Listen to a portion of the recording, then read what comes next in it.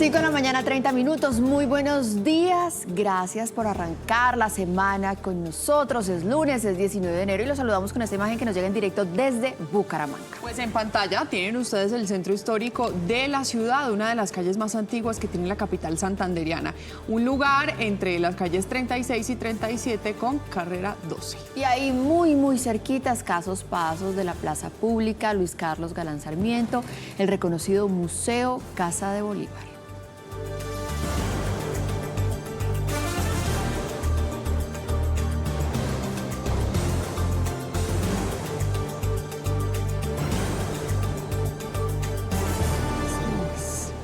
Muy buenos días para todos, es lunes, estamos vivos y por eso ya tenemos una buena noticia para que arranquemos todos juntos el día. Mari, ¿cómo está? Aunque su semana empezó ayer. Mi semana empezó ayer. Esta va a ser una semana larga, porque yo arranqué la semana pasada después de vacaciones, en una semana cortita, martes pasó a toda, pero esta semana va... Sí, y este domingo además también voy a estar acompañándolos, o sea, va a ser una semana larga y un fin de semana muy corto porque vamos a estar en el debate. Pues eso es lo que le espera a usted en este año electoral, como nuestra editora política, trabajo y trabajo, si quiera se fue de vacaciones usted. Amén, gracias a Dios por todo el trabajo. Vamos a comenzar con buenas noticias, sabiendo que por estos días hay muchos papás preocupados por los útiles escolares, por comprar para el regreso a clases de los niños, porque los precios suben un montón. Pues en Corferias hicieron una jornada para aliviarle el bolsillo a algunas familias. Fincomercio realizó un evento en el que se entregaron más de 14.000 kits escolares a niños de estratos 1, 2 y 3, pero ojo porque esta iniciativa no termina ahí, va a seguir recorriendo varias ciudades del país hasta el próximo 31 de enero. Me dieron un lápices, unos cuadernos, unas tijeras.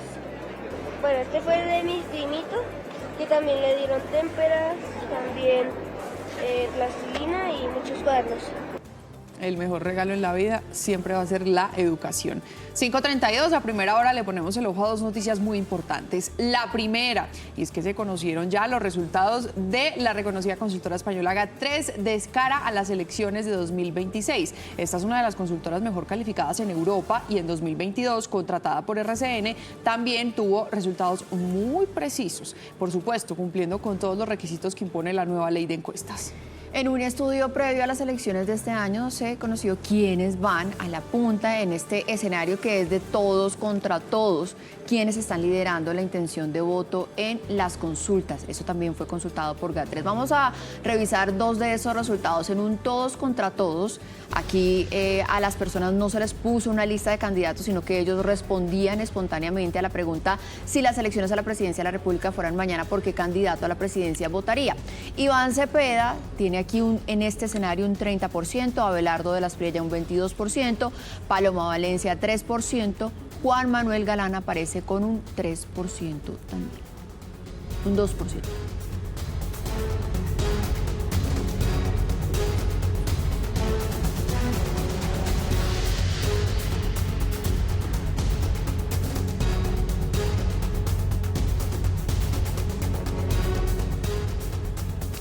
Bueno, si nos vamos para el caso de la gran consulta que se va a dar el próximo 8 de marzo, le preguntamos a los colombianos qué candidato preferiría que fuera elegido en dicha consulta. Y estos son los resultados. Paloma Valencia con un 23%, Vicky Dávila con un 8%, Juan Manuel Galán lleva un 8% también y Juan Carlos Pinzón un 6%.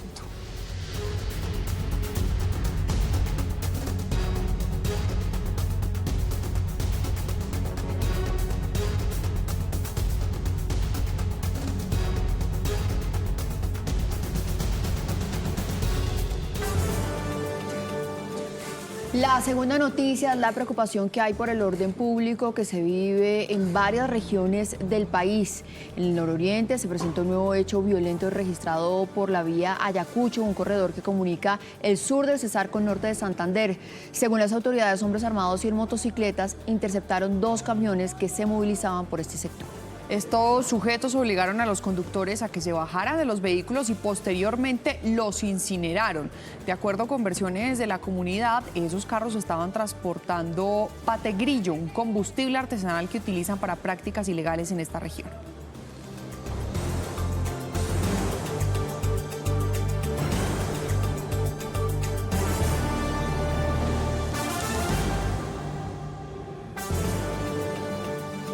5:45, la portada del diario La República para hoy tiene a Juan David Escobar, que es el presidente de Seguros Sura, hablando por supuesto de sedes que van a abrir, pero de que el nuevo aumento del salario mínimo sí termina afectando un montón los costos para algunas entidades como estas que también le prestan servicios privados de salud a la gente. El año económico al que nos enfrentamos, los mercados financieros están pronosticando que la inflación, que en este momento está en el 5,1%, pase a un 7% este año.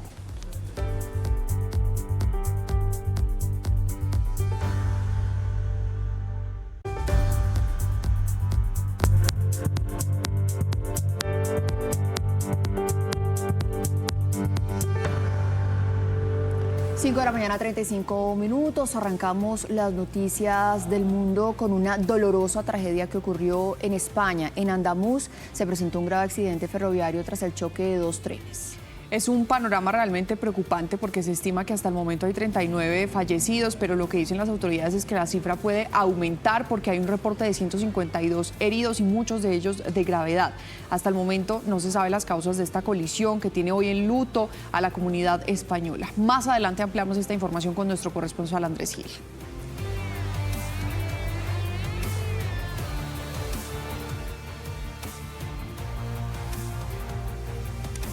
También tenemos que hablar de las 19 víctimas mortales por los incendios forestales en Chile. Además de la declaratoria de estado de catástrofe, se decretaron toques de queda en las localidades más afectadas.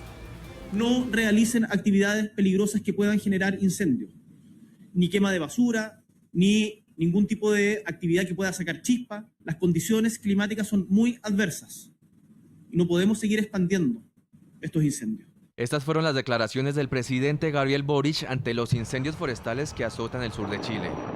Tras la declaratoria del estado de catástrofe, el avance de las llamas obligó a evacuar a más de 20.000 personas en las regiones de Biobío y Ñuble. Más de 253 viviendas han sido consumidas por el fuego.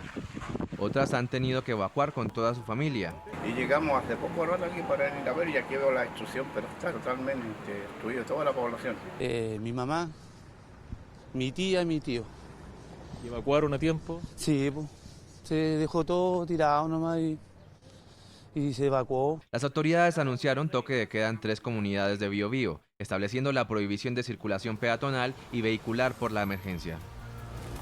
Seguimos con noticias de América Latina. El presidente de Guatemala, Bernardo Arévalo, envió un mensaje a la nación luego de la violencia de este fin de semana contra la fuerza pública que dejó 8 policías muertos y la crisis carcelarias por motines en 3 centros penitenciarios. Hay mucho miedo, por supuesto, allí, pero se decretó el estado de sitio y esto durará 30 días.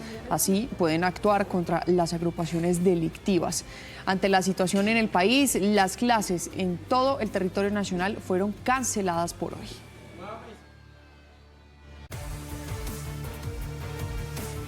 Por eso he decidido decretar estado de sitio en todo el territorio nacional por 30 días a partir de hoy. Los criminales están de rodillas ante un Estado fuerte que cumple y hace cumplir la ley.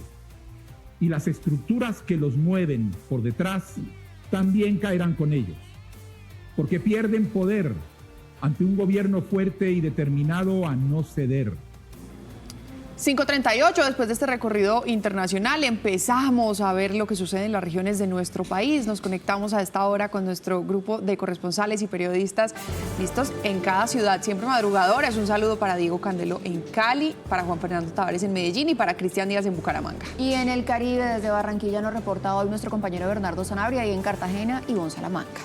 Tenemos que iniciar, Mari, en el Valle del Cauca, no con buenas noticias, nunca van a ser buenas noticias ni buenos días cuando en Colombia arrancamos con orden público desordenado, mejor dicho. Las comunidades de zona rural de Buenaventura están confinadas por la presencia de disidencias de las FARC y de ELN. Ambos mantienen su disputa por el control de las rentas criminales y hay varias familias y poblaciones afectadas. Diego, ¿cuál es la situación? Adelante. Marisa, televidentes, buenos días. Sí, una situación que ha impedido que las comunidades puedan desarrollar su vida de manera normal, la presencia de los actores armados, específicamente de las disidencias de las FARC y el ELN en por lo menos 4 ríos. Hablamos del río Raposo, el río Naya, el río Cajambre y también el río Yurumangui. Estas poblaciones, comunidades que están asentadas en estas cuencas, pues están viendo, por supuesto, una situación muy compleja, como lo digo, ante la presencia de estos actores armados ilegales que se disputan el control del territorio. Los actores se mantienen en el territorio y pues obviamente eso hace que las familias, las personas no puedan hacer sus actividades de pancoger como corresponde y poder, transitar de manera libre.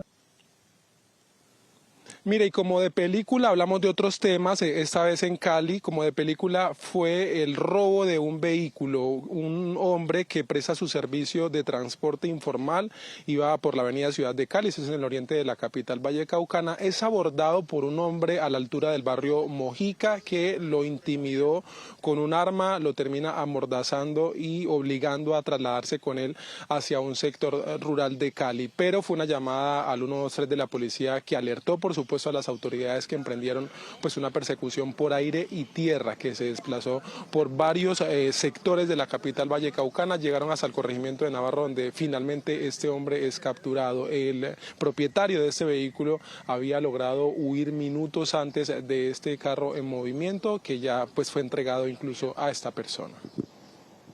Su ubicación, la cual empezó desde el sector de Mojica hasta el sector del Navarro esta persecución, logrando la captura de un sujeto que llevaba amarrado a este conductor. Utilizamos todas las capacidades como nuestro helicóptero Halcón, teniendo en cuenta que esta persona había huido hacia un Coñaduzal.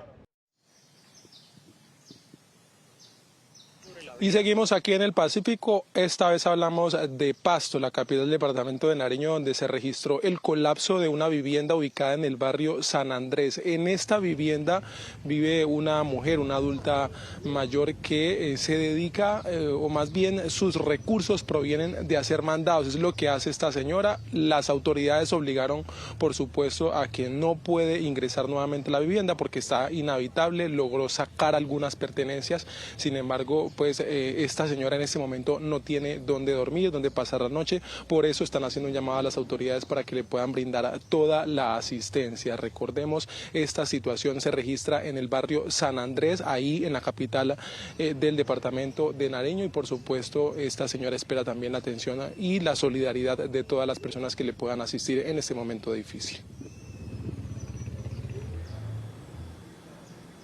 Diego, muchísimas gracias. Pues esperamos que alguna autoridad allí en Pasto esté viendo en este momento el informe que pueda ayudarle a esta señora. 5 de la mañana, 42 minutos. Seguimos en este recorrido por las regiones. Vamos a ir ahora con las noticias de Antioquia y pilas, porque desde hoy regresa el pico y placa a Medellín y a todos los 9 municipios del Valle de Aburrá. Y ojo, porque ahora no va a haber eso de la semana pedagógica. Sí. O sea, ya de una les ponen la multa y acuérdense que a uno le pueden hasta inmovilizar el carro. Preguntémosle a Juan Fernando Tavares ese cambio en la rotación del pico y placa. Juan, a ver si los televidentes ponen la alarma desde ya para que no se les vaya a olvidar esta semana cuidar su salida con el carro. Hola Isa, Maritza, buenos días. Por ahora no hay rotación, se espera que la rotación de dígitos sea a partir del próximo mes de febrero, eso lo informará de manera oportuna la alcaldía a través de la Secretaría de Movilidad. Por ahora rigen los mismos dígitos con los que terminó el año anterior, el segundo semestre del año anterior. Por ejemplo, para hoy rige para las placas 6 y 9 y recordamos el horario desde las 5 de la mañana hasta las 8 de la noche. Información de servicio importante para que no los tome desprevenidos a quienes comienzan sus jornadas de trabajo, sus jornadas educativas. También recordar que hay unas vías exentas como la vía Las Palmas, la avenida regional y la conexión a Occidente. Y lo que ustedes dicen es muy importante, no hay periodo pedagógico. Normalmente se realiza una semana de pedagogía mientras la gente se adapta al restablecimiento de esta restricción. A partir de hoy vuelve el pico y placa y vuelve con sanción, con multa económica, también en algunos casos con inmovilización de vehículos. Esto rige para todos los municipios del área metropolitana, con Medellín a la cabeza, y atención también los usuarios quienes se transitan por el área metropolitana, porque Bello e Itagüí tienen algunas restricciones adicionales. Esto dice el secretario de Movilidad de Medellín. No habrá periodo pedagógico, pero eso los invitamos a que consulten la información oficial que compartimos en nuestras redes sociales y en la página web de la alcaldía, para que tengan presente cuál es el día de pico y placa correspondiente para sus vehículos. Bueno, ojo pues que se les avisó. 5:45 y nos vamos para Santander. Ayer cumplió jornada de elecciones atípicas el municipio de Girón. Un apoyo de 31.366 votos dejó a Campo Elías Ramírez otra vez como el alcalde del municipio. En su momento a él le anularon la elección por doble militancia y por eso pudo postularse de nuevo como candidato y ganó. Cristian, usted nos tiene más detalles. Adelante, buen día. Así es, Isamar y Telegente, buenos días. Jornada atípica de elecciones en el municipio y Monumento Nacional San Juan Girón, en el área metropolitana de Bucaramanga, que dejó como ganador, como ustedes muy bien indican, a Campo Elías Ramírez de la coalición Campo Elías Alcaldes. Superó por más de 10.000 votos a su más cercano contendor en esta contienda atípica, William Mantilla Serrano, quien obtuvo cerca de 11.600 votos. Una jornada que se caracterizó por el abstencionismo del 72%. De las 136.000 personas habilitadas para votar, solo participaron unas 37.000 personas en el municipio de Girón. Se caracterizó también por la tranquilidad, porque aunque se registraron algunos conatos con violencia verbal entre los seguidores de uno y otro participante, no se reportaron capturados. Las autoridades también indican que se decomisaron más de 2.000 stickers alusivos a uno de los participantes. A sus 35 años, Campo Elías Ramírez Padilla vuelve al frente de la alcaldía de Girón en Santander. Aunque le anularon en su momento la elección por doble militancia, el líder político volvió a lanzarse para las elecciones atípicas, obteniendo nuevamente el triunfo con 21.366 votos. Generar esa posesión, como lo ordena la ley, y para lo que nos hemos hecho elegir. Más de 131.000 personas fueron habilitadas para votar en Girón. El abstencionismo lideró las urnas con un porcentaje del 72%. Queremos un Girón seguro, un Girón que los jóvenes salgan, las personas salgan sin una inseguridad. William Mantilla fue el candidato que quedó en segundo lugar en las elecciones atípicas de Girón, con un apoyo de 11.686 votos. Bueno, pues ahí están elecciones atípicas. Oiga, Isa, esta es una de las razones por las que yo amo Barranquilla. Ellos tienen mi espíritu. No desaprovechan cualquier oportunidad para celebrar. Ojo, el carnaval ese, ¿en cuándo estábamos viendo? En febrero. Hasta el 17 de febrero. De febrero, pero ellos ya arrancaron a celebrar con esta fiesta. El fin de semana es una de las festividades más alegres en Colombia y una de las más esperadas para los turistas. Claro. Más o menos van a estar un mesecito de fiesta en fiesta. Ay, pero lo único que importa ahí no es pasar bueno, también hay que pensar en la seguridad y eso le toca a las autoridades, Bernie, y por eso están reforzando la seguridad y haciendo operativos sobre todo contra los hurtos y contra las extorsiones. Hola, ¿qué tal, Lisa, Mario? Un placer saludarlas a ustedes, muy buenos días. Es que lo que pasa es que nosotros sabemos vivir la vida con calma. Hoy tenemos, mire, este fin de semana fue la lectura del bando que hizo Michel Char, un evento maravilloso. La reina le entregó las llaves el alcalde, leyeron el decreto donde la reina ordena a sus súbditos, es decir, nosotros, a que podamos disfrutar de esta fiesta. Ya se calma, vuelve al trabajo y así viene, y así vamos de semana en semana en los precarnavales. Mire, pero no todo tampoco es fiesta. Este es un desorden bien organizado, el Carnaval de Barranquilla. Por eso las autoridades, especialmente en los sitios, aquí estamos en la estación Yo Arroyo, que queda al lado del estadio Romelio Martínez, donde precisamente se realizan los eventos, donde fue la lectura del bando, donde será la coronación de la reina. Las autoridades han desplegado unos dispositivos especiales de seguridad para garantizar que las personas estén tranquilas. Temas como atraco, temas como extorsión, atención, especialmente en el mercado público de Barranquilla, las personas que llegan a ese sector, muchos visitantes que visitan el centro de la capital de Atlántico, especialmente los negocios, evitar que aprovechen la oportunidad para estas bandas delincuenciales extorsionar a los comerciantes. Hay control especial para el hurto, controles especiales en los sitios turísticos de la capital del departamento del Atlántico. En el malecón fue reforzada la seguridad, así como también en las playas de Puerto Mocho. En cada uno de los lugares que usted viene a Barranquilla va a tener la presencia de las autoridades para evitar cualquier alteración del orden público y también controlar el tema de la extorsión. La jornada cuenta con la participación de 50 funcionarios de la Policía Nacional, quienes desarrollan acciones de acercamiento comunitarios en zonas de alta afluencia, socializando medidas de autoprotección, modalidades delictivas y promoviendo el uso de la línea 165 como canal institucional de denuncia.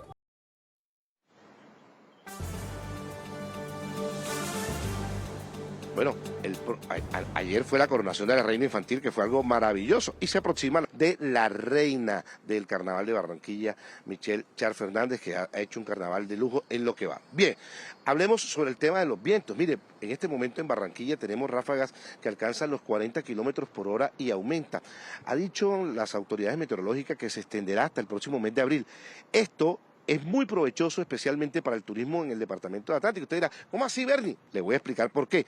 En las playas de Salinas del Rey es vital el viento para las prácticas de los deportes náuticos. Y recordemos que tenemos una de las playas allí, precisamente en Salinas del Rey, donde dan la oportunidad para practicar estos deportes náuticos, el surf, el kitesurf, y mucha gente viene de diferentes partes del mundo a disfrutar estos fuertes vientos y demás. Les sirve para adelantarlo. Allí parece que no apagaran el ventilador o el abanico, como decimos acá, todo el tiempo está prendido, y esto ayuda e incentiva a la práctica de los deportes náuticos que utilizan el viento para poder desarrollarse. En Salinas estamos trabajando de manera integral para satisfacer las necesidades de la comunidad en términos de servicios públicos, aseo, desarrollo económico, mostrándoles todas las alternativas y el desarrollo que trae este turismo deportivo. Así que no se pueden perder esta temporada. Bueno, y pónganle atención a esta estrategia que tienen en Cartagena, puerta a puerta. Con ella la Policía Nacional, bueno, también en el resto del departamento allá en Bolívar, está recorriendo barrios, todas las comunidades, buscando a los niños para que vayan al colegio, para evitar la deserción escolar. Algo que es muy importante, esta iniciativa también apunta a alejar a esos menores de los entornos violentos y ofrecerles unas alternativas académicas. Y bueno, usted nos tiene más información.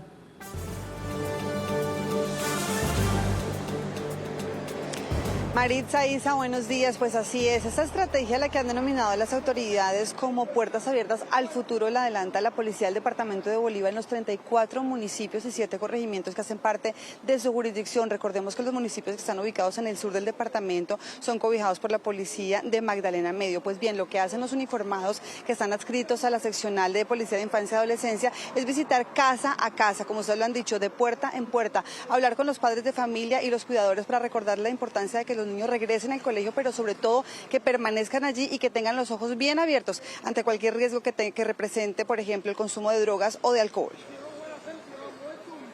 Los grupos de protección a la infancia y adolescencia, a través de la estrategia país, adelantan la campaña Puertas Abiertas por un Futuro, como parte del programa preventivo institucional Abre tus Ojos. Esta estrategia busca prevenir la deserción escolar, promover la matrícula y permanencia en el sistema educativo.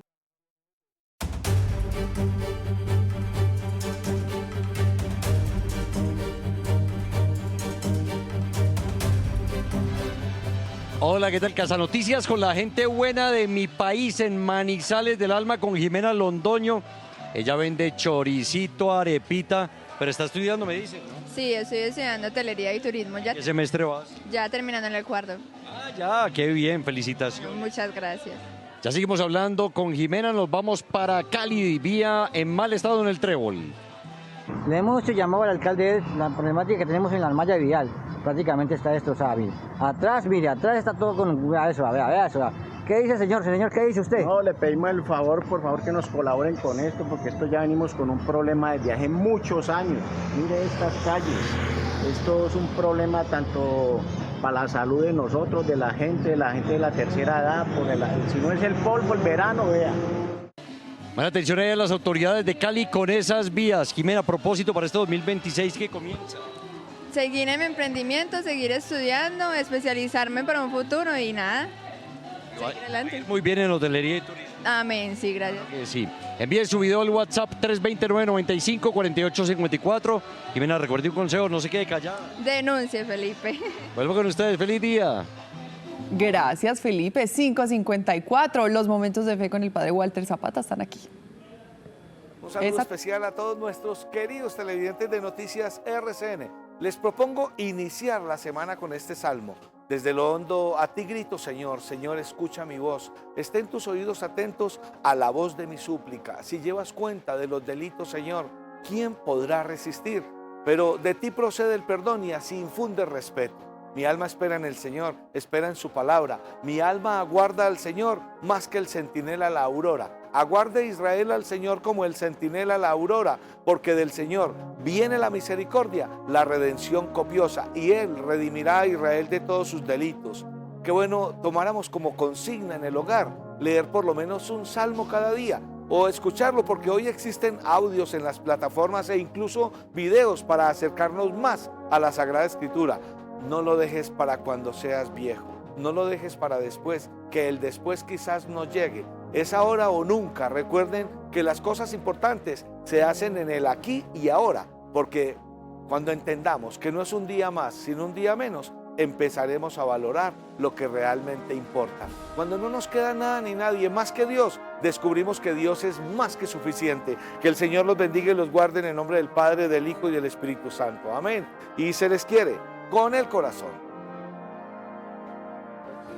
Padre Walter, muchísimas gracias, le quiere con el corazón. Gracias por arrancar esta semana con nosotros. Avanza nuestra primera emisión y aquí están los titulares de las principales noticias del día. La última gran encuesta de Noticias RCN y GATRES revela que Iván Cepeda con un 30% y Abelardo de la Espriella con un 22% lideran la intención de voto a la presidencia de la República. En la gran consulta por Colombia del próximo 8 de marzo, Paloma Valencia encabeza las preferencias con un 23%, seguida de Vicky Dávila y Juan Manuel Galán, ambos con 8% cada uno. Los otros aspirantes concentran menores apoyos y un tercio de los encuestados dice que no votaría por ninguno. La Iglesia le pide a las disidencias de las FARC parar la ola de violencia en el departamento de Guaviare y hacen un llamado para que se respeten los derechos de la población.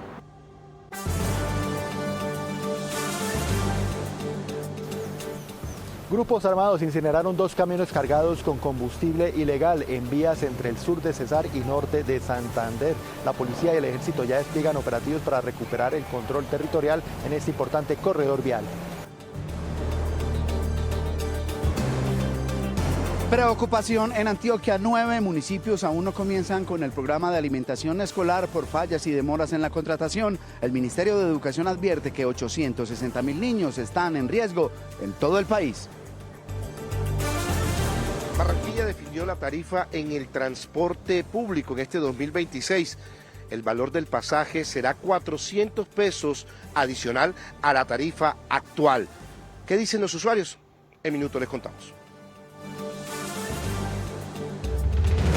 Comienza una nueva jornada a bordo del gigante científico. RCN ya se encuentra en el corazón de la Tierra, acompañando al ARC Simón Bolívar a realizar ciencia. En minutos, los detalles de la jornada de hoy. En Chinacota, norte de Santander, un pequeño rincón natural se ha convertido en santuario de los colibrí. Un paraíso de conexión con la naturaleza que invita a proteger a estas diminutas pero vitales aves polinizadoras de nuestro ecosistema. Tragedia ferroviaria en España. El choque de 2 trenes entre Madrid y Málaga deja 39 muertos y 156 heridos. Autoridades temen que la cifra de víctimas mortales aumente drásticamente. Nuestros presentadores ya están listos. Estamos en todas las regiones. Esto es Noticias RCN de las 5:30 de la mañana.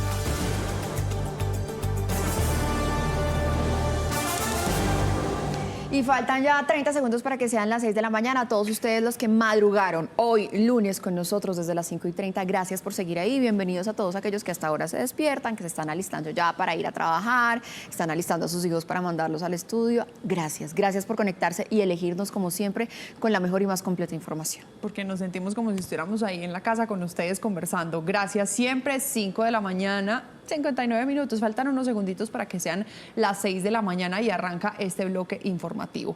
¿Con qué lo hacemos? Con dos noticias que evidencian el deterioro del orden público en varias regiones del país. Vamos a arrancar hablando, Isa, de lo que pasó en Guaviare. Allí los enfrentamientos entre grupos armados dejan al menos 30 integrantes de la guerrilla muertos y tienen a la población civil en completa zozobra. Por supuesto, porque les toca estar ahí, en medio del fuego, aguantando lo que no tendrían que estar aguantando. La iglesia, como siempre, tratando de tender una mano, hace un llamado para que las comunidades se queden por fuera del conflicto armado.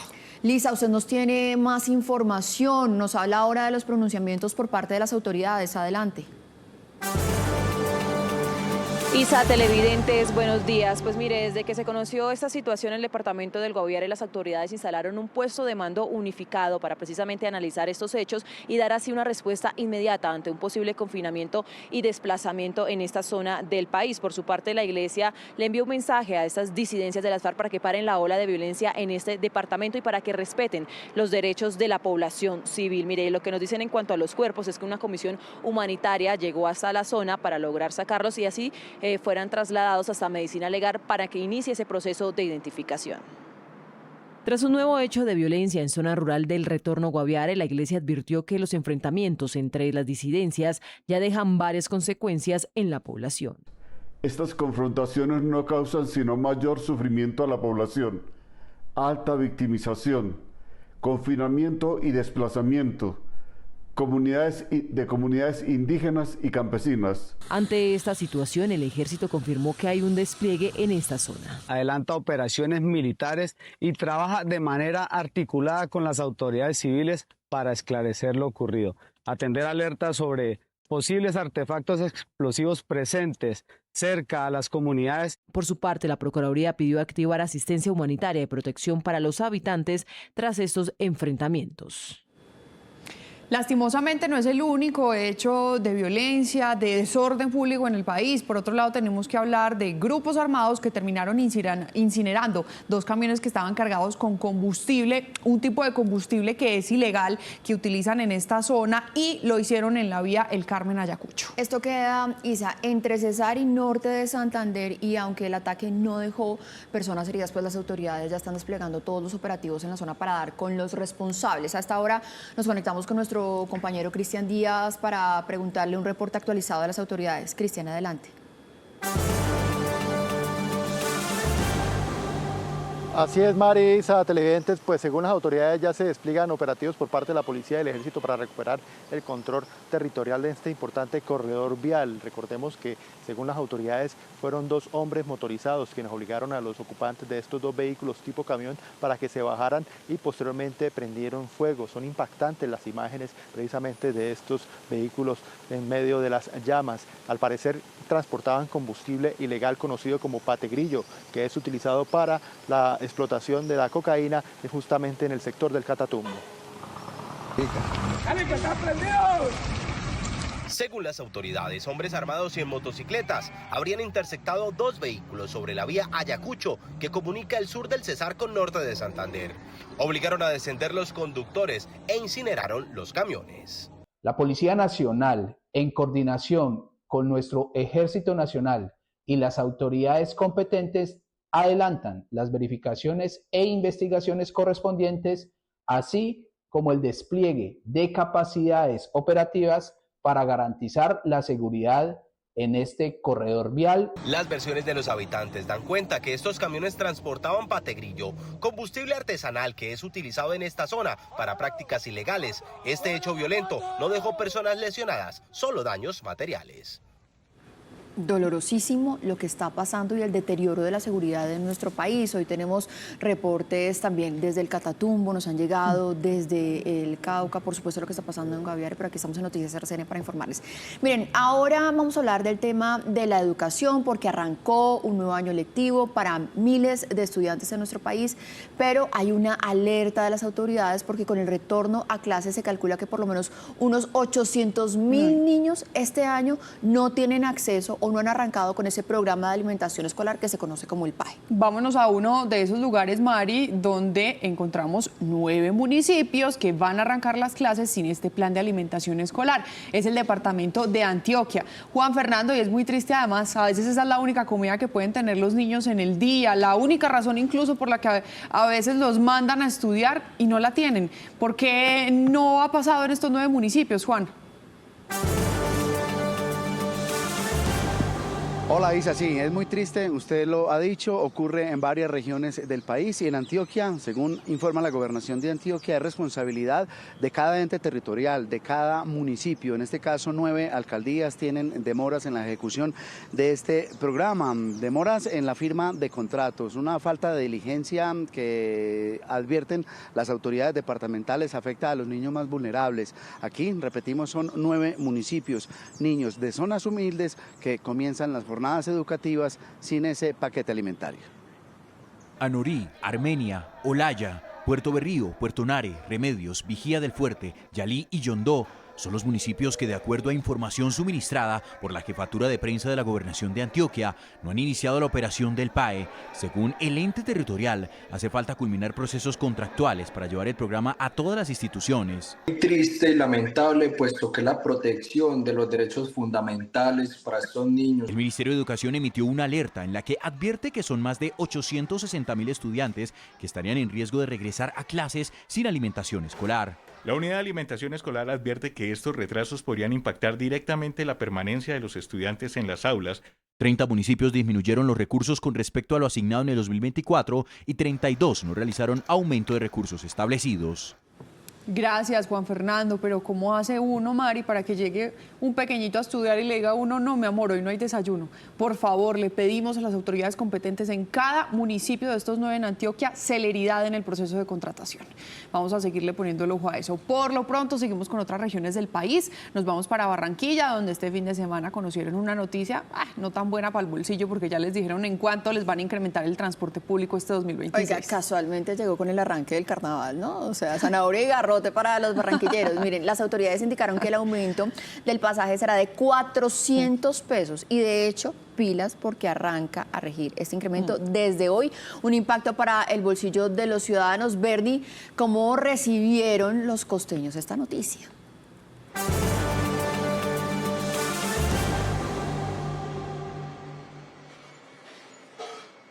Hola Marisa, es que a muy poco le gusta que le toquen el bolsillo, muy pocos, especialmente porque ahora son 400 pesos más. Nos mostremos desde bien temprano aquí en la taquilla que está aquí ubicada en la estación Yo Arroyo, y en todas aparece este letrero que está aquí.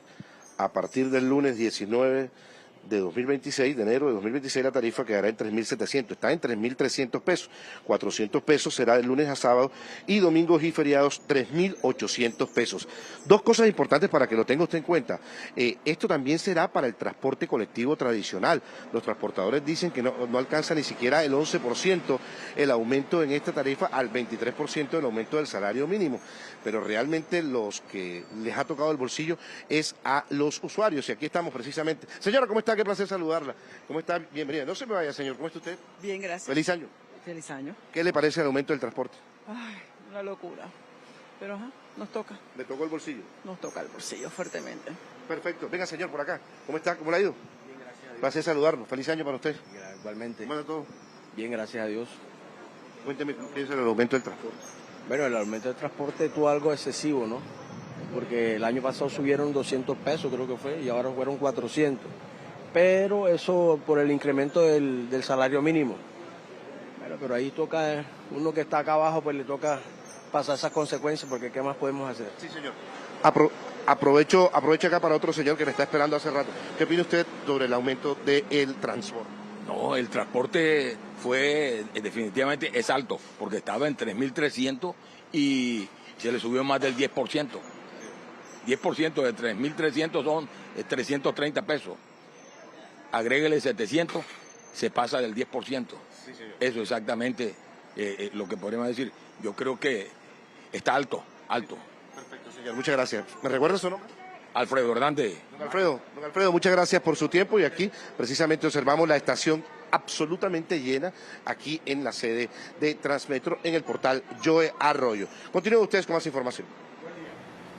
Bueno, pues Averni, muchísimas gracias por toda la información. Ahí estamos acompañando a todos los usuarios de este sistema de transporte público en Barranquilla, Isa, y es un poco también lo que decían los expertos, los que saben de números. Ese incremento en el salario mínimo lo que iba a terminar era empujando la inflación, que se ven cosas del día a día como el pasaje, como el mercado. Ahí están hasta el las pan de 500 de la panadería ya debe valer, ¿qué? 800. 900. Bueno.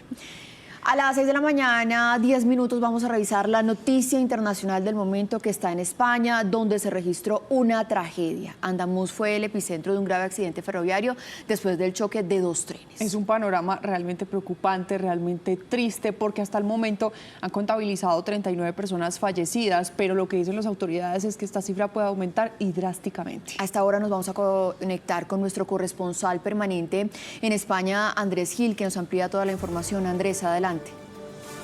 Buenos días. España amanece de luto por una tragedia ferroviaria que desde la noche de ayer está ocupando a los servicios de socorro y a las autoridades en buena parte del país al descarrilar y posteriormente estrellar 2 trenes de alta velocidad en la ruta entre Málaga y Madrid. Un tren de la empresa Irio descarriló los últimos 3 vagones de su convoy mientras viajaba hacia Madrid con más de 300 personas a bordo, y al descarrilar cayó sobre la vía en sentido contrario por la cual circulaba un tren de Albia de la empresa Renfe, el cual al ser impactado fue lanzado sobre un precipicio, causando quizá la mayoría de las personas fallecidas, la mayoría de las muertes. Pasajeros saliendo por las ventanillas, confusión total y mortal devastación. Ese era el panorama en el anochecer del domingo sobre las ferrovías de alta velocidad en la provincia de Córdoba, en el sur de España. Dentro de los vagones siniestrados, los tripulantes empezaban a dar las primeras indicaciones a los viajeros para tratar de enfrentar la desconcertante situación. Y muchos sobrevivientes, aún aturdidos por el impacto, intentaban comprender y dar aviso a sus familiares sobre la tragedia que estaba en desarrollo. Era el inicio de unas largas y dolorosas horas para España y para sus servicios de socorro. Hasta la madrugada, personas lesionadas estaban siendo rescatadas por parte de la Guardia Civil. En este momento la situación tenemos muchos medios en este momento actuando, los bomberos también desplegados para excarcelar a personas que están atrapadas. El corte de electricidad fue una de las primeras consecuencias más notorias y angustiosas para los afectados dentro de los vagones. El tren de alta velocidad de la empresa Irio, que cubría la ruta Málaga-Madrid con más de 300 personas a bordo, descarriló sus 3 últimos vagones y al salirse de la vía impactó contra otro tren, un Albia de la empresa Renfe, que viajaba en sentido contrario con medio centenar de ocupantes. El segundo convoy resultó lanzado a un precipicio y quizá allí, y por eso, ocurrió lo peor de la tragedia. El accidente ocurrió en un tramo recto, en una zona señalada por los expertos como crítica, pues tiene varias agujas sobre la ferrovía para el cambio de rumbo de los trenes. Los trenes de alta velocidad entre Madrid y Andalucía están cancelados hasta nuevo aviso, con miles de pasajeros varados. Está previsto que durante esta mañana el presidente del gobierno, Pedro Sánchez, así como su ministro de Transportes, hagan presencia allí en el sitio del accidente e informen acerca de las actuaciones que están llevando adelante las autoridades en cuanto a la atención a los heridos, en cuanto al rescate de las personas fallecidas y, por supuesto, en cuanto a la investigación para establecer qué fue lo que ocurrió. Información desde Madrid, seguiremos informando. Un feliz día para todos, un abrazo.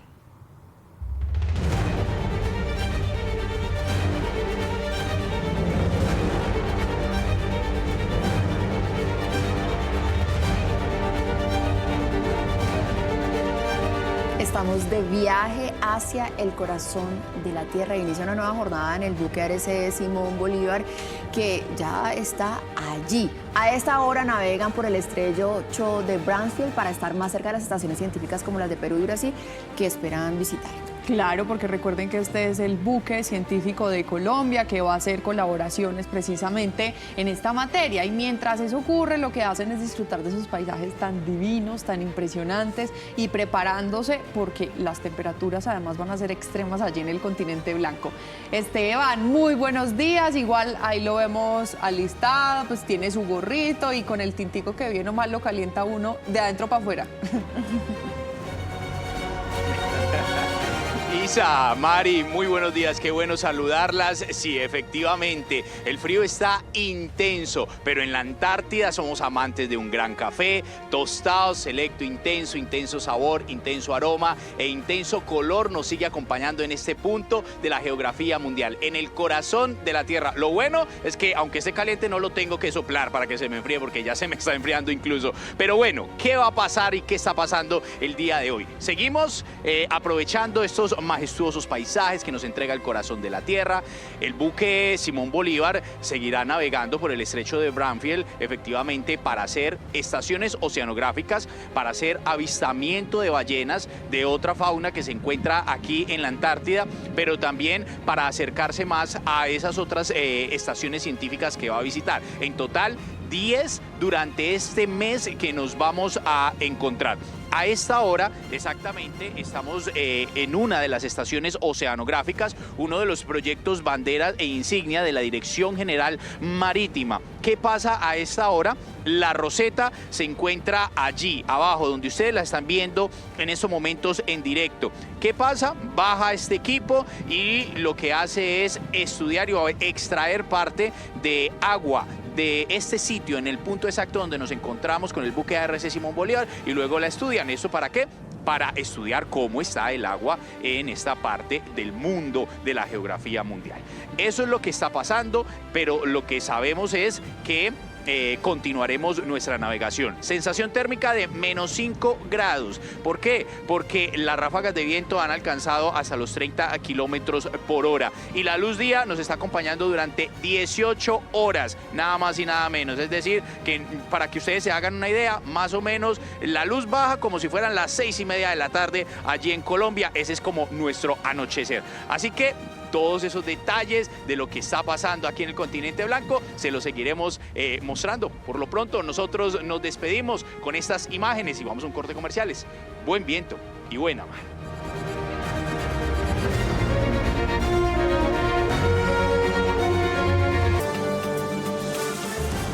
6 de la mañana, 25 minutos. Gracias por seguir conectados con nosotros. Estamos muy atentos a todo lo que está pasando con los pacientes de la nueva EPS. Recordemos, Isa, esta es una entidad intervenida por el gobierno nacional. Estos casos nos llegan desde Magdalena. Aquí una mujer de 70 años no está recibiendo la atención médica que necesita. Y no sirve nada. Ni los fallos de tutela ni el desacato han logrado que Elena Santamaría reciba su tratamiento. Lo más triste para su hija es que la salud de su mamá dependa de la caridad pública.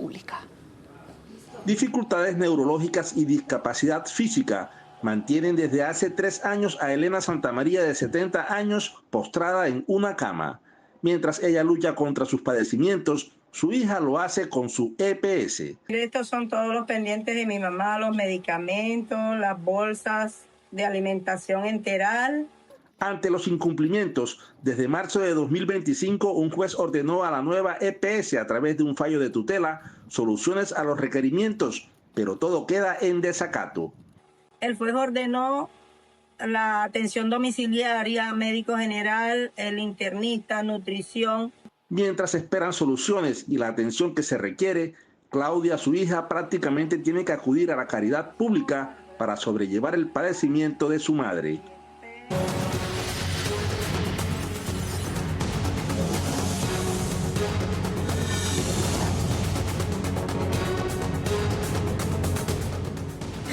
Seis de la mañana, 42 minutos. Y vamos a revisar a esta hora los resultados de la gran encuesta realizada por GAT3. Les recordamos que los resultados ustedes ya los pueden consultar completos a través del código QR que les va a aparecer en pantalla y ahí pueden ver toda la encuesta. Esta medición fue realizada por GAT3, que es una de las encuestadoras mejor calificadas en Europa. Fue contratada además en 2022 por Noticias RCN y tuvo unos resultados muy precisos y acertados este año. Además, se hace cumpliendo con todos los requisitos que impone la nueva ley de encuestas y que ustedes van a ver al final en la ficha técnica. Entonces, ya, diciéndoles esto, arranquemos de una vez a revisar los resultados.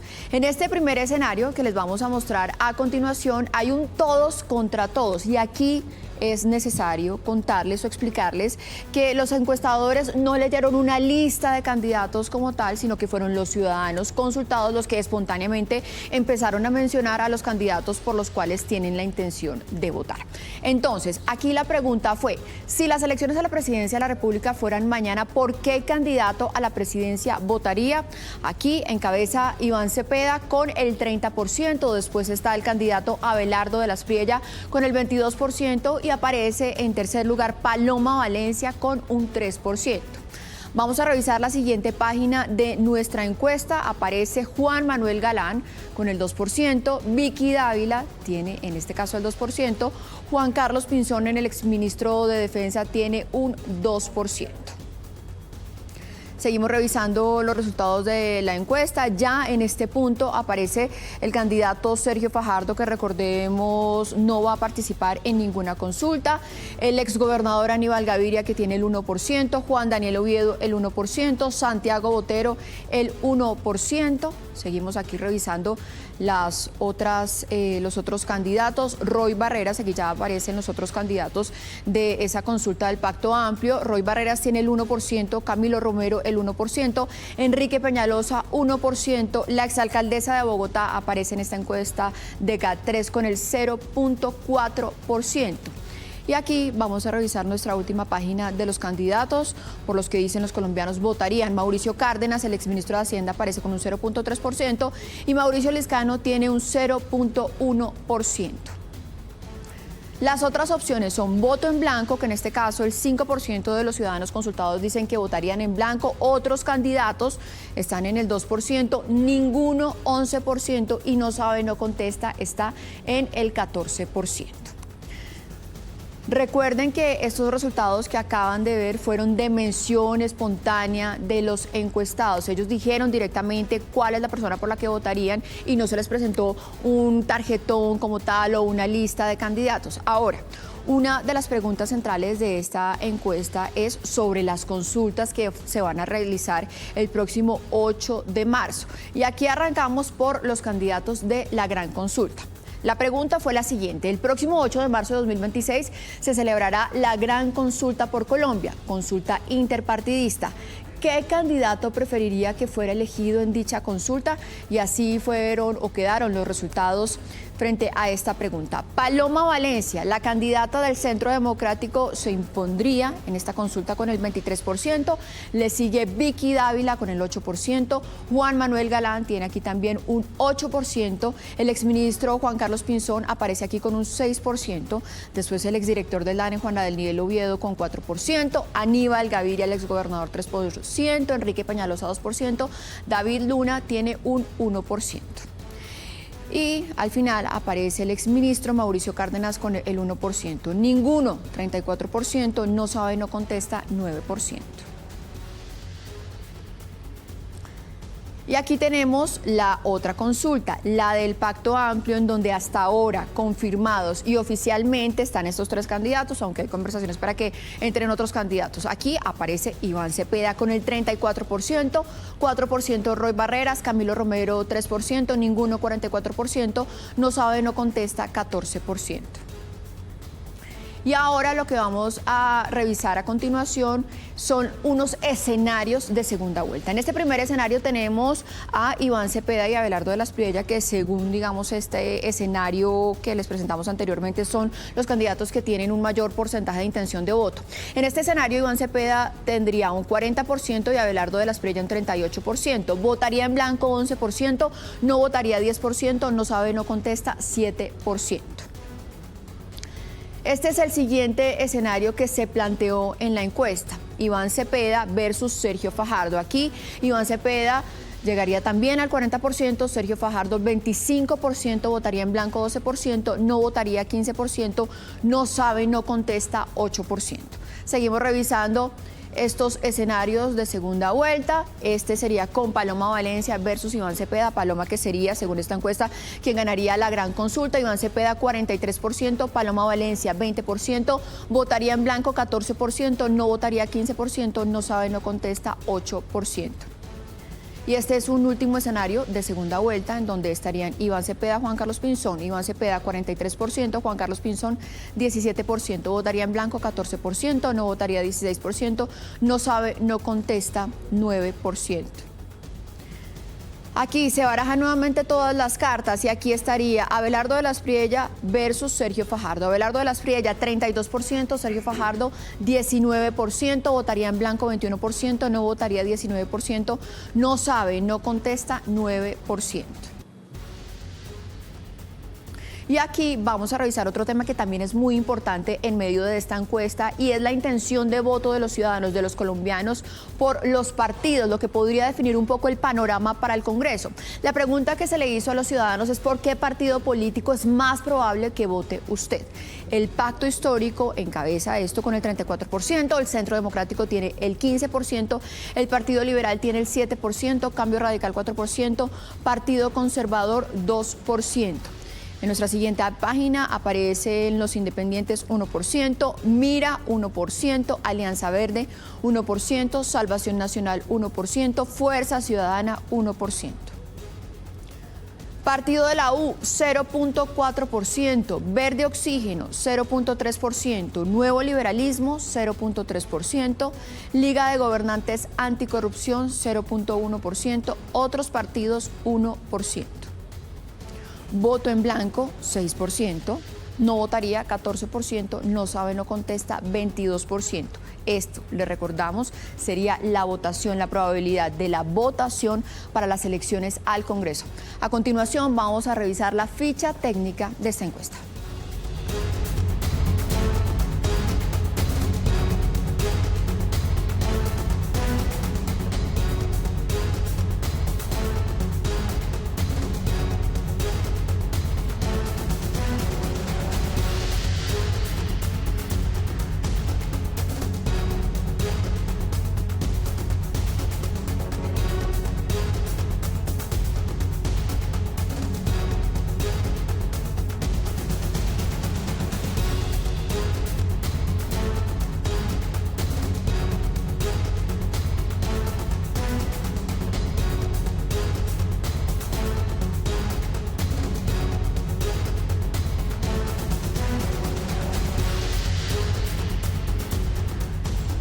Frente a estos resultados de la gran encuesta realizada por GAT3, consultamos a varios de los candidatos punteros. Hasta ahora, el único que ha respondido es Abelardo de la Espriella. Escuchemos.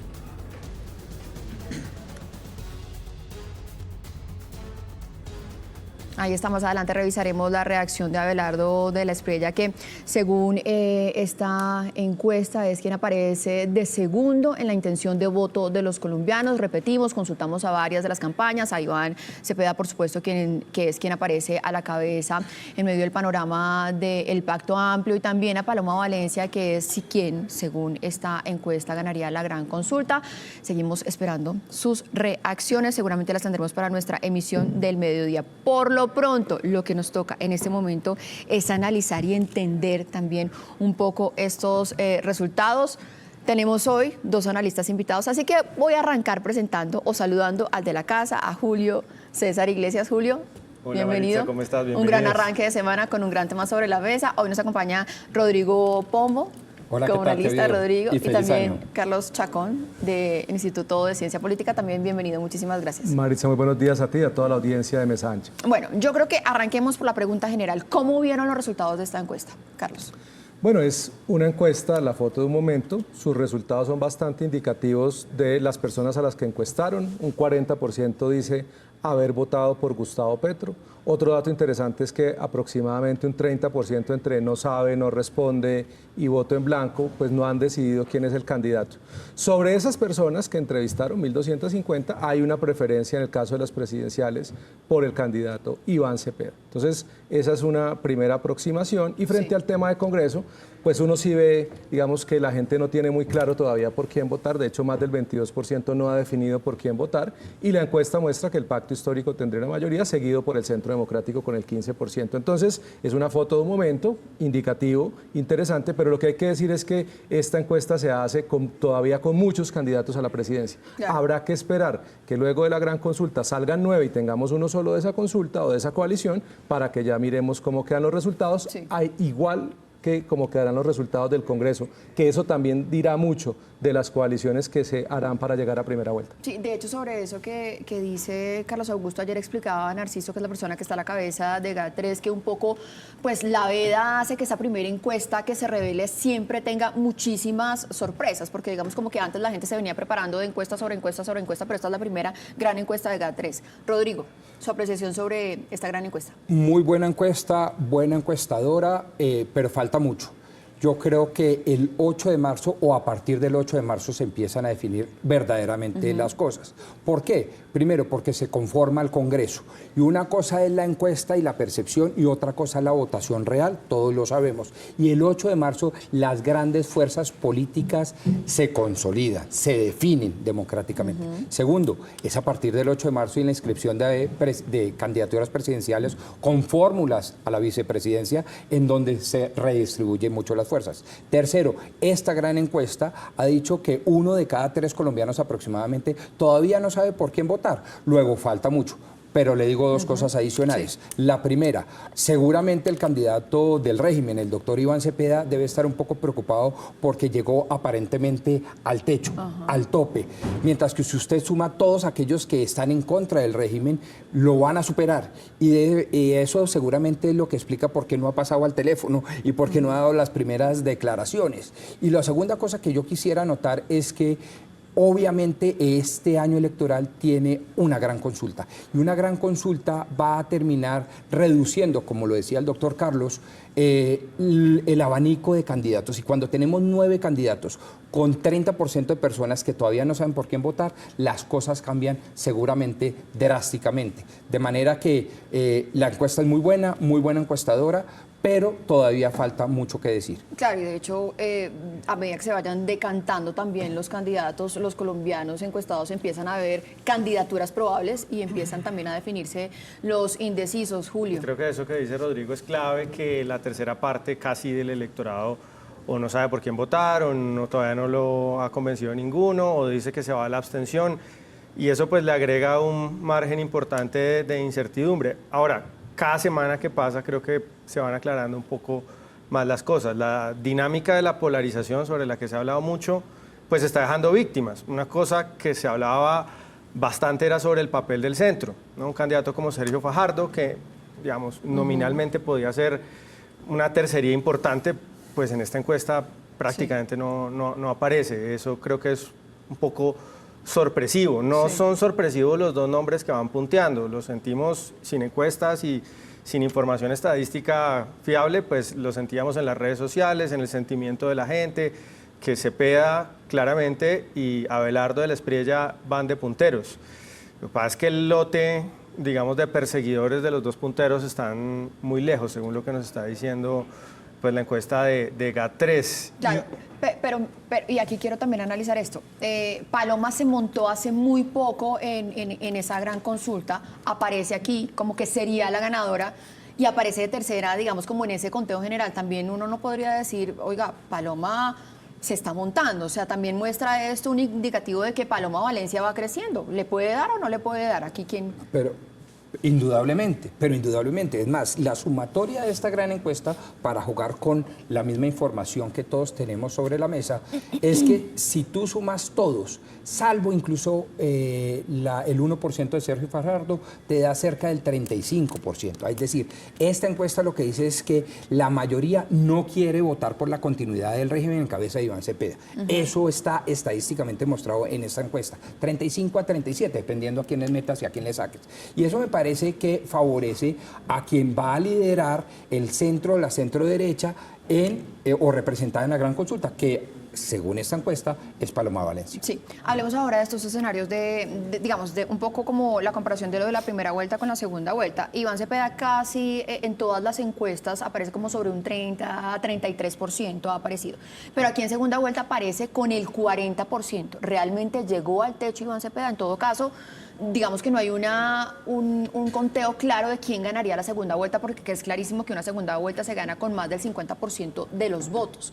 ¿Quién tiene más probabilidades en una segunda vuelta? ¿O qué fuerza tiene más probabilidades en una segunda vuelta, Carlos? Pero hay que considerar, uno, lo que inicié diciendo. Recordemos que 40% de los que fueron encuestados aquí dicen haber votado por Gustavo Petro. Eso es importante porque es un sesgo que hay que tener en cuenta al momento de analizar esta encuesta.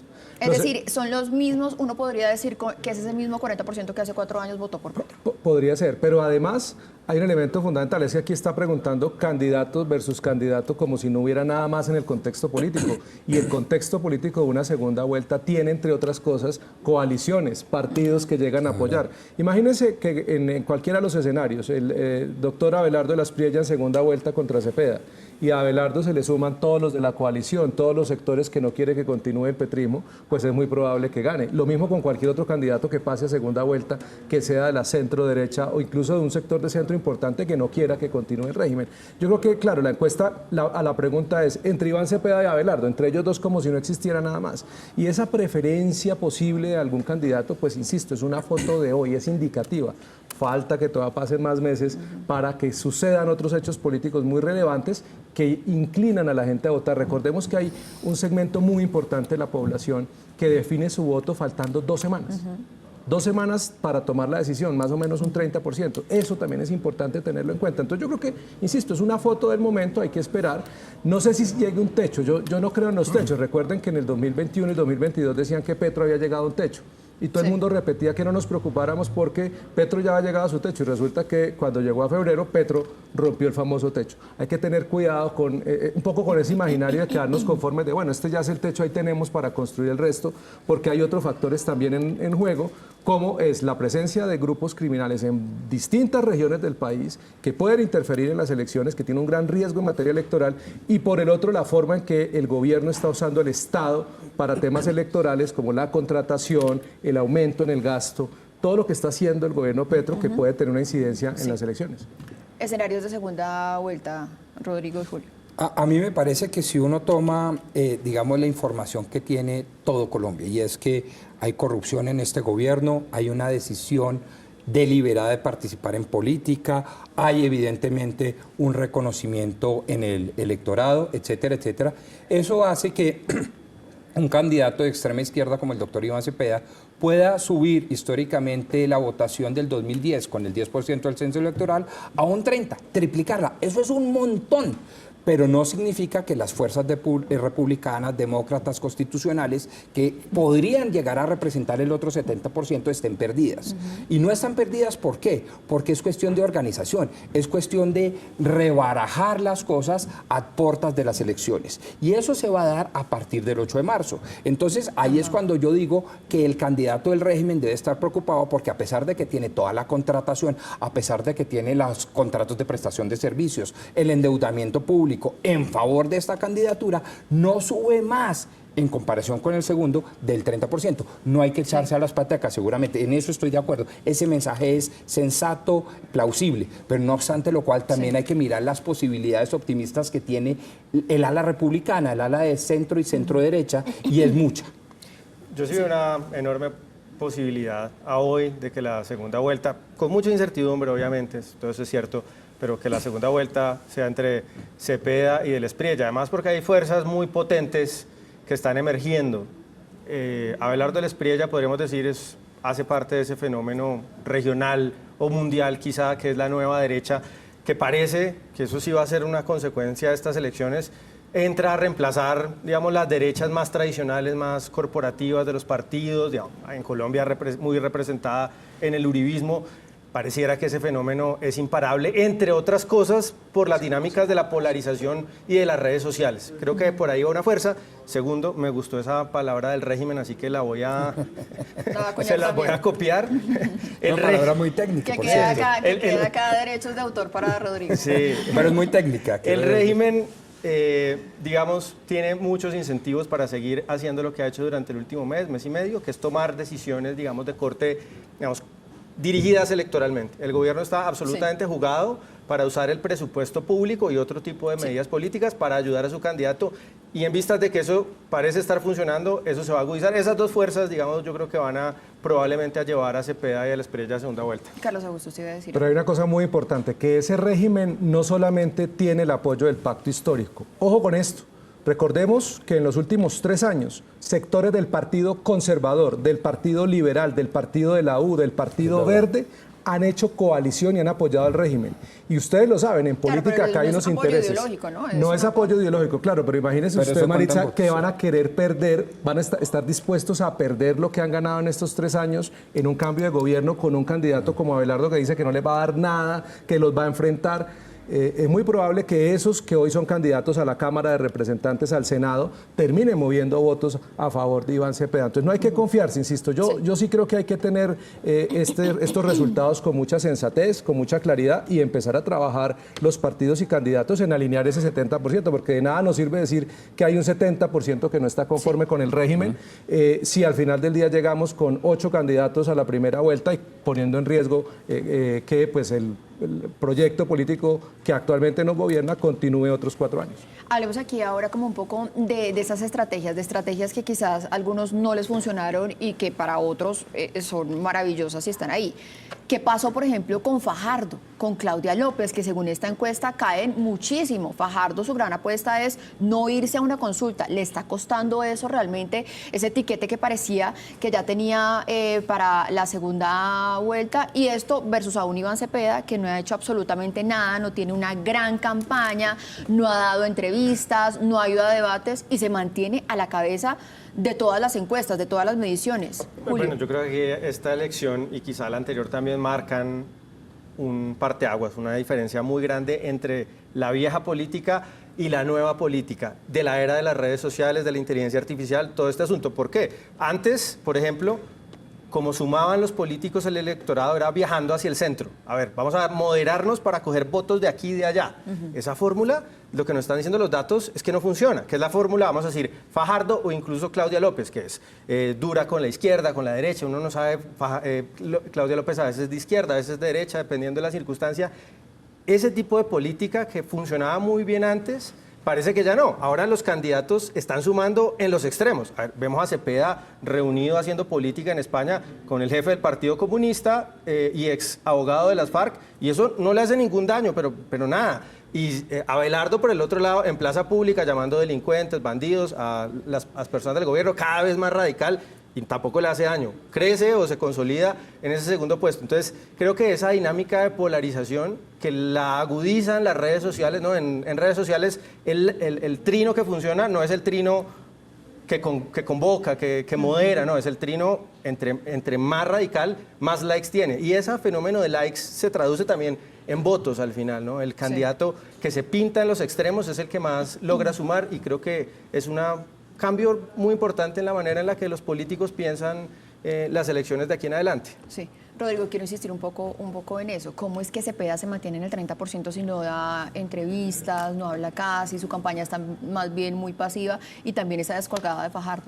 Y cuyos discursos además son leídos en plaza pública, lo cual genera una curiosidad a la ciencia política. Y no tiene ese carisma, digamos, de Petro. Carismático, no sabe hablar en público ni en privado, es decir, no tiene la retórica ni la oratoria mínima. Es contraintuitivo en la ciencia política, es un pésimo candidato, pero es el candidato del régimen. Es un pésimo candidato, pero es un candidato que ha logrado impactar a los fanáticos que hoy son 25-30% de ese electorado. Es un pésimo candidato, pero es un candidato leal, con una ideología, disciplinado, doctrinario, y eso es premiado en ese 30%. Luego, eso explica, a mi modo de ver, en muy buena manera y de muy buena forma, por qué el candidato Iván Cepeda se mantiene en ese nivel.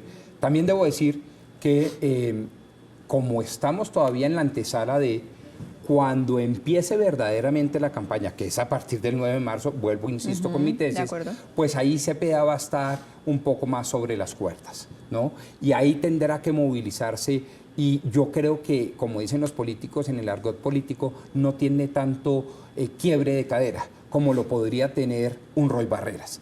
La preocupación del republicanismo, de los liberales, de los conservadores, era Roy Barreras, que ese tiene todo el quiebre de cadera, incluso non santo, ¿sí? Pero Iván Cepeda no. Entonces, el régimen se la juega toda, y detrás del régimen están los conservadores, los de la U y eso, que son en últimas carroñeros. Y eso es muy peligroso de cara a las próximas elecciones. Agregaría algo muy corto, y es que en realidad el candidato no es Cepeda, sino que es Petro. De la misma manera que en el 18 el candidato no era Duque, sino Uribe, y Santos no ganó, sino que ganó Uribe en el 2010. Entonces, a veces aquí lo que estamos viendo también es una disciplina de la izquierda. Claro, sí, claro, en realidad disciplinado. Pero el hecho de que estemos en esos dos extremos sí tiene que llamarle la atención a los demás candidatos. Ojo, la gente sí quiere un cambio. Eso también lo que nos dice es que la gente no quiere más candidatos del continuismo, del establecimiento, de las élites tradicionales. Y eso no solamente en Colombia, es en el mundo. Lo estamos viendo en elecciones en distintas partes del mundo. Milei en Argentina, Bukele, el mismo Trump, etcétera. La gente está diciendo, oiga, queremos un candidato que nos prometa que va a cambiar esto, porque las cosas no están bien. Seguir insistiendo en el discurso antipetrista únicamente para eso, ese que pretende liderar ese 70%, le hace falta, porque tiene que hablarle a la base electoral respecto a las transformaciones que el país sí necesita. Y creo que eso es muy importante. Abelardo lo está haciendo de una manera muy eficiente, usando las redes sociales, y eso le ha significado un reconocimiento, un posicionamiento y una intención de voto. El tema con Fajardo es que tiene mucho reconocimiento, pero no se traduce en intención de voto. Hablando de algo que ustedes ya habían mencionado acá, y es cómo se rebarajan, digamos, un poco las fuerzas después de esa consulta del 8 de marzo, que no es solamente la consulta, sino además las elecciones al Congreso. Claro. Porque es que los partidos también entran de fondo a jugarse con esos candidatos.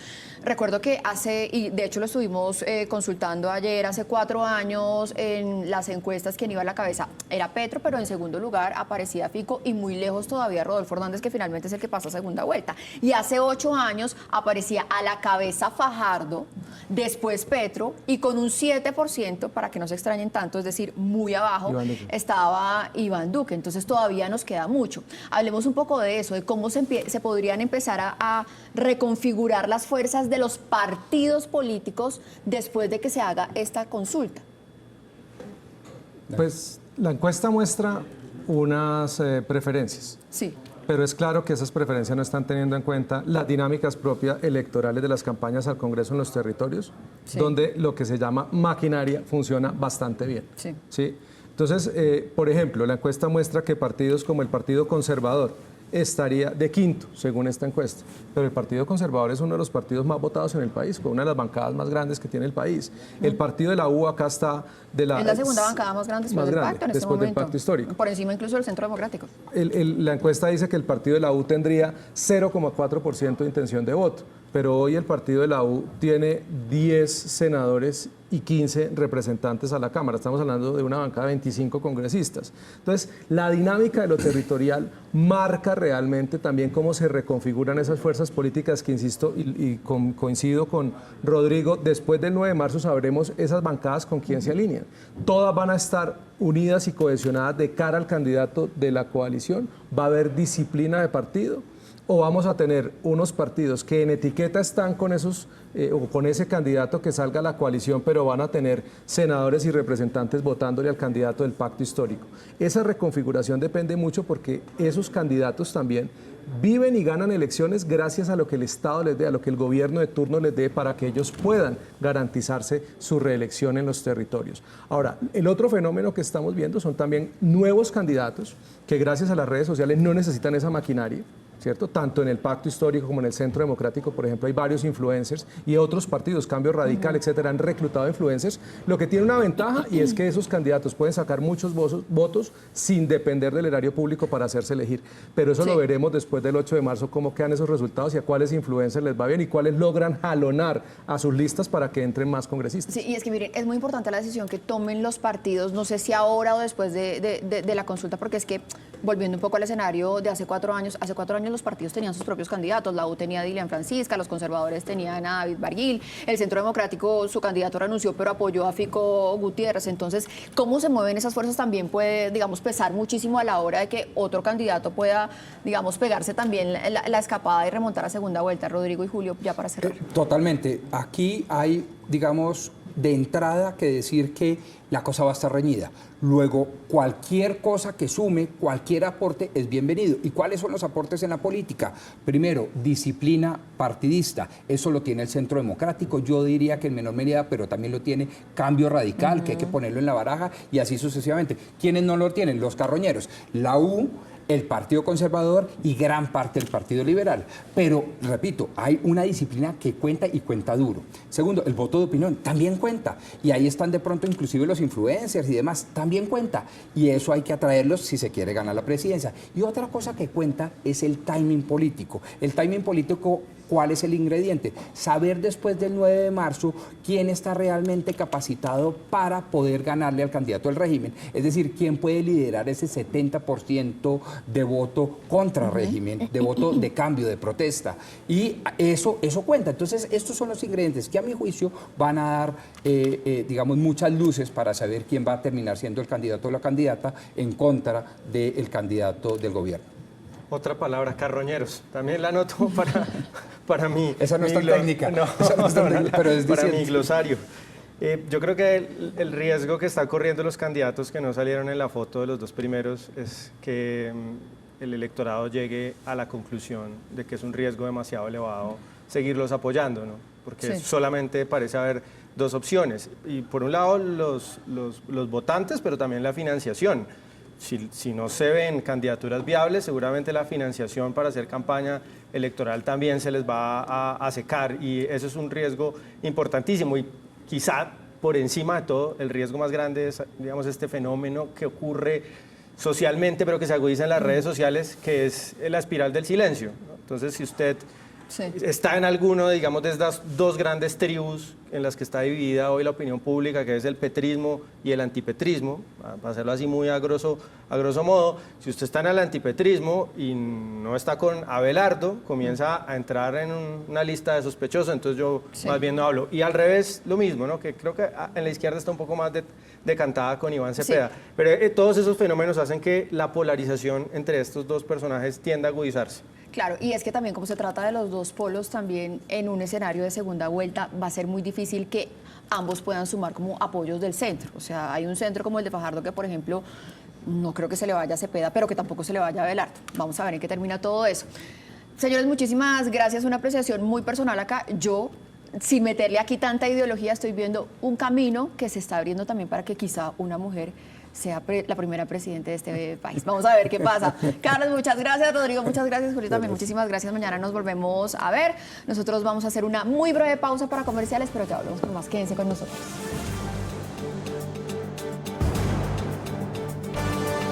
Son las 7:24 de la mañana ya. Les agradecemos su sintonía en este lunes y mucha atención. Hablamos de una nueva masacre registrada en el norte del Cauca. Un grupo de jóvenes armados, al parecer integrantes de delincuencia común del municipio de Guachené, entró a una vivienda y comenzó a disparar de manera indiscriminada, causándole así la muerte a 4 hombres, entre ellos un adulto mayor de 72 años que se encontraba durmiendo. Las autoridades están tras la pista de estos agresores, de estos jóvenes agresores.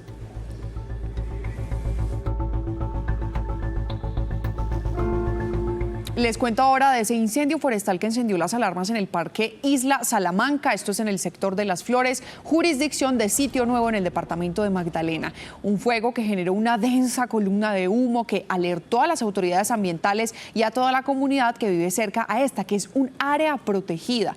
Varias unidades de bomberos atendieron la emergencia, controlaron los 3 focos que además pusieron en riesgo el ecosistema de manglar, que es tan vital para nosotros. Las autoridades reiteraron el llamado a la ciudadanía, por favor, para evitar prácticas que de alguna manera puedan conformar nuevas conflagraciones, nuevos incendios y afectar este entorno natural, donde nace el agua, que es el manglar. Le damos recomendaciones a personal que está cerca del Parque Isla Salamanca, a visitantes que por favor tengan mucha precaución, no hacer fogatas, no tirar cigarrillos, y va a ser la famosa quema controlada. Recuerden el daño que le hace al medio ambiente. 7:25 ya, y como inaceptable han calificado las víctimas de las FARC esa apelación interpuesta por el exsecretariado contra la primera sentencia de la JEP, de la Jurisdicción Especial para la Paz.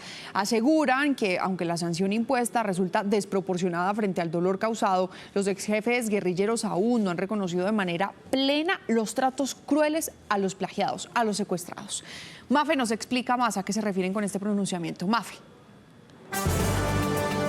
Isa, televidentes, buenos días. Pues mire, es que hasta el momento no se habían pronunciado y ya lo ha hecho la Federación de Víctimas de las FARC. Aseguran es que esta apelación nuevamente es una revictimización y que por el contrario, en vez de reconocer algún tipo de hecho, como ya lo ha dicho la JEP en esta sentencia, pues lo que hacen es nuevamente decir que no se cometieron tratos inhumanos durante los secuestros. Adicionalmente, se niegan a usar esos dispositivos con los que serían monitoreados en estas sanciones restaurativas en territorio durante 8 años. Y lo que dicen las víctimas es que a pesar de que es una sanción desproporcionada, pues esta apelación es aún más grave. Esto es lo que han dicho.